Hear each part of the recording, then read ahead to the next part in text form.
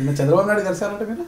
అవునండి, అదే అంటే చెప్పాను కదా, ఒక 40 yearsది ఒక ఫంక్షన్ ఒకటి చేస్తున్నాం. సో దానికి ఒక ఆర్గనైజేషన్ ఉంది. వాళ్ళు వెళ్తే మాకు అంత రెస్పాన్స్ ఇస్తారో ఎవరో అలీ గారు ఒక మాట మీరు చెప్పండి అన్నారు. సో సార్ ఇదండి పరిస్థితి అంటే వాళ్ళు రమ్మనండి నేను మాట్లాడతాను అన్నారు. టీడీపీలో ఇప్పుడు మీరు ఏ స్థాయిలో ఉన్నారు? క్యాడర్లో ఏ స్థాయిలో ఉన్నారు? ఇప్పుడు ఏది లేదు మీకు? ఇప్పుడు నేను ఏ క్యాడర్ నేను అడగలేదు, ఏమీ లేదు. ఓకే, సామాన్య కార్యకర్తగా అప్పుడు అదే అప్పటి నుంచి ఇప్పటి వరకు సామాన్య కార్యకర్త. మరి అంతలా ఉన్నప్పుడు మీరు 2004 2014 మీకు అవకాశం వచ్చింది, 2009 14. ఓకే, మరి ఎందుకు పోటీ చేయలేదు ఒక్కసారిగా మీకు అవకాశం వస్తే? అప్పుడు అంటే నేను 2014లో నేను గుంటూరు వన్ అడిగాను. అప్పటికి కమిట్ అయ్యాము వేరే వాళ్ళకి, వేరే ఏదైనా తీసుకోమన్నారు. సత్తెనపల్లి తీసుకుంటామన్నారు. సార్ సత్తెనపల్లి అంటే నేను అక్కడికి వెళ్తాను, ఓకే, బట్ నాకు వన్ అయితే బాగుంటుంది సార్, ఐఎమ్ కంఫర్ట్ అన్నాను. నేను ఆల్రెడీ కమిట్ అయ్యానమ్మా, మరి ఏం చేద్దాం అన్నా. సార్ వదిలేండి సార్, పర్లేదు, మీరేం టెన్షన్ పడద్దు, ఎందుకంటే ఆయన పెద్ద ఆయన మాటికి మనకు వాల్యూ ఇవ్వాలి. So okay sir, no problem అని చెప్పేసి రావటం జరిగింది. మీరు ఇంతకుముందు స్టార్టింగ్లో మాట అన్నారు, ఒక వర్గం చూస్తే నేను ఇది పైకి రాలేదు, అందరూ ఆదరిస్తేనే నేను ఈ స్థాయికి వచ్చాను అదే అనే వ్యక్తిని. ఒక సామాజిక వర్గం కాదు, ఒక కులం కాదు, ఒక మతం కాదు, అన్ని మతాలు, అన్ని వర్గాలు, అన్ని సామాజిక వర్గాలు చూస్తేనే ఇంత స్థాయికి వచ్చాను. అలీ గారు అంటే 2 తెలుగు రాష్ట్రాల్లో అభిమానులు చాలా మంది ఉన్నారు, మీకు తెలియని వారు. అలాంటి మీకు నిజంగా అంత క్రేజ్ ఉంటే గినా మీరు ఎక్కడి నుంచైనా పోటీ చేస్తే గెలిచే అవకాశం ఉంటుంది కదా, ఎందుకు గుంటూరు వన్నే కావాలని పట్టుబట్టలేదే? నేను గుంటూరు వన్ ఇస్తే బాగుంటుంది. నేను అప్పుడు అడిగింది గుంటూరు వన్. ఇప్పుడు ఎక్కడ ఇచ్చినా నేను వెళ్తాను, డెఫినెట్గా వెళ్తాను. నాకు ఇక్కడే కావాలి, నేను ఏమి మొన్న గుంటూరులో కూడా ఉన్నాము, తీస్తారా, తీస్తారా, గుంటూరు వన్ ఇస్తారా, విజయవాడ అంటే ఇక్కడ అంటే ముస్లిం డామినేషన్ ఉన్న ఏరియాలనే లెక్క పెట్టి మరీ అడుగుతున్నారు మీరు. కాదు అంటే మీరు ఇక్కడికి వస్తే బాగుంటుంది అని కొంతమంది పెద్దోళ్ళు చెప్తే నేను అడిగాను తప్ప ఎక్కడ ఇచ్చినా వెళ్తాను సార్. అలా ఇస్తామని హామీ ఇచ్చారట? లేదు, ఏం చెప్పలేదు, ఇంకేమీ చెప్పలేదు, నేను ఏమి అడగలేదు. గుంటూరులో పెద్ద టాక్ అయిపోయింది. గుంటూరులో టాక్ వస్తుంది సార్, ఇప్పుడు మీకు వచ్చిన టాకు అలాగే నాకు వచ్చింది టాకు, అంతే. వాళ్ళు వీళ్ళు చెప్పడమే తప్ప నేనేమి స్వతహాగా వచ్చి నేను కెమెరా ముందు నాకు ఇచ్చారు అని నేను చెప్పలేదు, అలాగని పార్టీ వాళ్ళు కూడా చెప్పలేదు. రాజమండ్రిలో పుట్టారు, అక్కడ సేవా కార్యక్రమాలు చేస్తున్నారు, మీ తండ్రి గారి పేరు మీద ట్రస్ట్ పెట్టారు, దర్గాలను అభివృద్ధి చేశారు, పేద ప్రజలకు, పేద వృద్ధులకు, వితంతువులకు మీరు పెన్షన్లు ఇస్తున్నారు, అంతా బాగుంది. మరి రాజమండ్రి వైపు ఎందుకు చూడడం లేదు మీరు? రాజమండ్రి ఎందుకు అడగలేదు ఇంతవరకు? ఉన్నారు కదా అక్కడ బుచ్చ చౌదరి గారు ఉన్నారు కదా, ఆల్రెడీ టౌన్ ఉంది, రూరల్ ఉంది కదా. అవును. సో లాస్ట్ టైం ఏమైపోయిందంటే రూరల్ వచ్చి టీడీపీకి ఇచ్చారు, టౌన్ వచ్చి బీజేపీకి ఇచ్చారు. అప్పుడు కలిసి ఉంది కాబట్టి సో మనకి అవకాశం లేదు ఇప్పుడు. అప్పుడు అంటే రాజమండ్రి కావాలని ఏ రోజున అడిగారు మీరు? నేను అడిగాను, లాస్ట్ టైం కూడా అడిగాను. ఎందుకంటే ఎప్పుడైతే రెండు కలిసినాయో అప్పుడు ఆ టైంలో బాగా ప్రెషర్ ఎక్కువైపోయి వాళ్ళకి ఇవ్వటం జరిగింది. ఓకే, టీడీపీలో ఉన్నారు మీరు, 2 సార్లు అవకాశం వచ్చిన ఉపయోగించుకోలేదు. మరి ఇటీవల కాలంలో ఏది జగన్మోహన్ రెడ్డితో కలవడము, జగన్మోహన్ రెడ్డి గారి ఆధ్వర్యంలో జనవరి 9న ఇచ్చాపురంలో మీరు పార్టీలో చేరబోతున్నారు, కండువా కప్పుకోబోతున్నారు, మొత్తం అయిపోయింది అని ఒక పెద్ద ప్రచారము వచ్చింది. అదే ఒక ఫోటో దిగడం వల్ల వచ్చింది ప్రచారం అది. ఓకే, ఎక్కడ దిగారు ఫోటో? ఇక్కడ హైదరాబాద్లో ఫ్లైట్ ఎక్కాం, వైజాగ్లో ఫ్లైట్ దిగాం, బస్సు ఉంటుంది కదా, ఆ బస్సులో కూర్చున్నాం. ఆ ఫ్లైట్ దిగిన కాడి నుంచి airport gate only just 2 minutes. ఆ 2 minutesలో ఎందుకంటే నేను హైదరాబాద్లో ఆయన ఇంటి పక్కనే ఉన్నా. వాళ్ళది వచ్చి సాగర్ సొసైటీ, మాది వచ్చి అరోరా కాలనీ కింద శ్రీధర్ కాలనీ. సో ఇప్పుడు వేరే చోటు ఉన్నారు ఆయన, లోటస్ పాండ్లో. అప్పుడు వెళ్ళి రెగ్యులర్గా కలిసేవాడిని. ఇప్పుడు అరోరా కాలనీలో ఉన్నారు? ఇప్పుడు అరోరా కాలనీ కాదు, ఇప్పుడు నేను వచ్చింది ఓయి కాలనీకి. సో ఓయి కాలనీలో ఇప్పుడు ఉంటున్నాను. సో అలా కలిసినప్పుడు జనరల్గా ఇప్పుడు ఆయన లీడర్ ఉన్నప్పుడు ఒక ఆర్టిస్ట్ నేను కాబట్టి ఎలా ఉన్నారు ఏంటి, ఫ్యామిలీ అంతా బాగున్నారా అని అడుగుతారు. ఆ గ్యాప్లో ఎవరో ఫోటో తీశారు, అది నెట్లో పెట్టారు, అది వైరల్ అయింది. నేను ఆయన్ని అడగలేదు, ఆయన నాకేమీ చెప్పలేదు. నేను సొంతంగా వెళ్ళి నేను ఆయన్ని కలిసి, నేను లోటస్ పాండ్కి వెళ్ళి నేను కూర్చొని ఆయనతో కలిసి మాట్లాడుంటే అప్పుడు మీరు చెప్పిన పాయింట్ బయటకు వచ్చేది. బస్సులో కూర్చున్నంత మాత్రాన ఆ ఒక్క ఫోటో రావటం వల్ల నేను కండువా కప్పేసుకుంటానండి ఎలా చెప్తారు మీరు?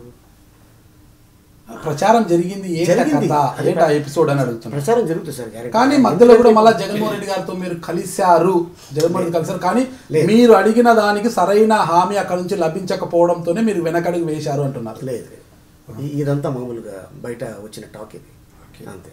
ఓకే. అంతే. అయితే మీరు అంటున్నారు రాజకీయాలు ఇప్పుడు నేను చాలా బిజీగా ఉన్నాను, ఆర్టిస్ట్గా చాలా బిజీగా ఉన్నాను. ఏమన్నా ఇటీవల ఏమన్నా మీ బిజీ షెడ్యూల్ ఏమైనా తగ్గిందా అన్న అనుమానం వస్తుంది. ఎందుకంటే మంత్రి పదవి ఇస్తే ఏ పార్టీ కండువా అయినా కప్పుకోవడానికి సిద్ధంగా ఉన్నానని అలీ గారు అంటున్నారు. ఎందుకంటే ఈ బిజీ షెడ్యూల్ తగ్గితే మంత్రి పదవి ఇస్తే మీరు రాజకీయాల్లో బిజీ అయిపోతారు కదా. ఆర్టిస్ట్గా ఎప్పుడు ఏ ఆర్టిస్ట్కి గ్రాఫ్ తగ్గదండి. మీరు చూసుకోండి, రాజకీయాల్లోకి వచ్చినాక గ్రాఫ్ తగ్గిపోతే మీరు అంత షెడ్యూల్ ఇవ్వలేరు కదా. అసెంబ్లీ సమావేశాలు ఉంటాయి, పార్టీ మీటింగులు ఉంటాయి, ఎగ్జాక్ట్లీ అవన్నీ ఉంటాయి కాబట్టి గ్యారెంటీగా నేను అదే అంటున్నా, రెండింటి మీద కాలు పెట్టకూడదు, వెళ్తే ఒక సైడ్ వెళ్ళాలి. అటు వచ్చింది అనుకున్న అవకాశం దీనికి థ్యాంక్ యూ వెరీ మచ్ అని చెప్పేస్తాం. మీ మిత్రుడు పవన్ కళ్యాణ్ గారు లాగా అంతే. అటు లేదనుకోండి థ్యాంక్ యూ వెరీ మచ్, ఏముంది దాంట్లో. మీకు రాజకీయాల అవకాశం వచ్చి ఎమ్మెల్యేగా గెలిచి మంత్రిగా పోతే మీ సినీ జీవితానికి వెండితెరకు గుడ్ బై చెప్తారా? అంతే కదా మరి, ఖచ్చితంగా. ఇంకెప్పుడు సినిమాలు చేయరు. పవన్ కళ్యాణ్ గారు బాటలోనే నడుస్తారు మీరు. ఓకే. నాకు మంత్రి పదవి ఇస్తే అంటే ఇప్పటికి గోరెంట్ల బుచ్చయ్య చౌదరి గారు ఎన్టీ రామారావు గారు పార్టీ పెట్టినప్పటి నుంచి ఉన్నారు, 5 సార్లు ఎమ్మెల్యే. అట్లా తీసుకుంటే చాలా మంది ఉన్నారు ఇక్కడ. ఈ గుంటూరు జిల్లాలోనే చాలా మంది ఎమ్మెల్యేలు ఉన్నారు అక్కడ. మనం అట్లా తీసుకుంటా పోతే మంత్రి పదవి ఇస్తేనే అంటే మంత్రి పదవి ఇస్తేనే నేను ఏ కండువైనా కప్పుకుంటాను అని అనడానికి అలీ గారికి ఉన్న అర్హత ఏంటి? ఓకే, మీరు గతంలో మీరు ఇంట్లో చూసుంటారు, నాకు ఇంత పెద్ద హోదా ఇచ్చిన ప్రజలకి నేను ఏం చేసుకుంటే బాగుంటుంది అని అలా అడిగాను తప్ప నా సొంత స్వార్థం కోసం కాదు, నా స్వార్థం కోసం కాదు, 100% ఇది కాదు, సేవ చేసుకోవడం కోసమే అడిగాను. That's it. అంటే మంత్రి పదవి వస్తేనే సేవ చేయొచ్చా? చేయొచ్చు, డెఫినెట్గా చేయొచ్చు. ఇప్పుడు మీరు సేవ చేస్తున్నారు వృద్ధులకు. ఎమ్మెల్యే అయిన తర్వాత ప్రభుత్వంలో ఉంటే మీరు ప్రభుత్వంతో కొట్లాడి ఇంకా పై స్థాయిలోనే మీకున్న ఇమేజ్ ని కూడా మీరంతా కూడగట్టుకొని అదే స్థాయిలో మీరు సేవ చేయొచ్చు కదా. మంత్రి అయితేనే సేవ ఏంటి?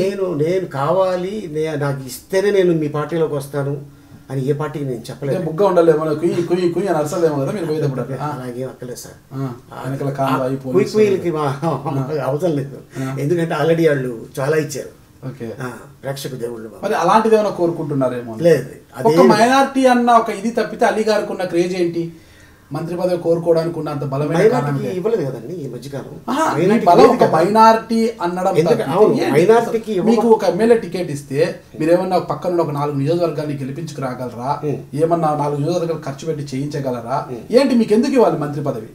ఎందుకు ఇవ్వాలి అనేది అంటే డెఫినెట్గా నేను అవకాశం ఉంటుంది. మీరు చెప్పిన పాయింట్ అదిగో, నేను వచ్చాను, కష్టపడ్డాను, సో అందుకోసం నాకు ఇది ఇచ్చారు, మీరు కష్టపడండి, డెఫినెట్గా మీకు అవకాశం ఉంటుందని నలుగురికి చెప్పడానికి బాగుంటుంది నేను.